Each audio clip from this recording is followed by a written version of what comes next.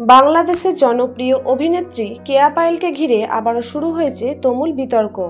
সম্প্রতি তার কিছু পোশাক নিয়ে সোশ্যাল মিডিয়ায় নানা রকম সমালোচনা শুরু হয়। আর এই সমালোচনার মাঝেই মুখ খুললেন বিশ্লেষক পিনাকি ভট্টাচার্য। তিনি সরাসরি ক্ষোভ প্রকাশ করে বলেন, কেয়া পায়েল লুচ্চা মেয়ের মতো পোশাক পরে অভিনয় করছে।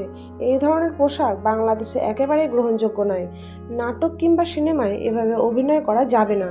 তার দাবি, একজন শিল্পী যখন জনসমক্ষে কাজ করবেন তখন অবশ্যই দেশের সংস্কৃতি ও সমাজের দিকটা মাথায় রাখতে হবে, অন্যথায় দর্শকদের কাছে এর প্রভাব নেতিবাচক হয়ে দাঁড়াবে। এই মন্তব্যের পর থেকে নেট দুনিয়ায় চলছে তীব্র আলোচনা।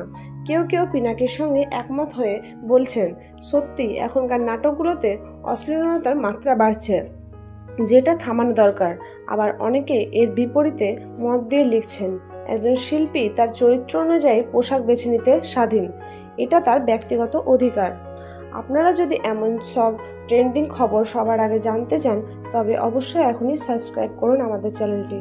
তবে কেয়া পায়েলকে নিয়ে এই পোশাক বিতর্ক কতদূর গড়াবে সেটা সময়ই বলে দেবে। ধন্যবাদ ভিডিওটি দেখার জন্য।